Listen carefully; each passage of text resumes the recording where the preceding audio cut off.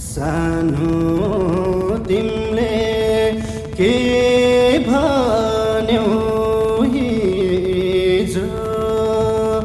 के भन्यौ हिजो, रुँदा रुँदै हो नि रहेछ शिरदेखि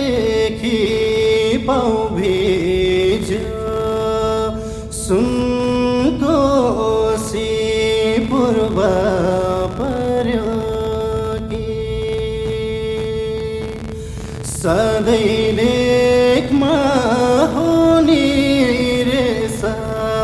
र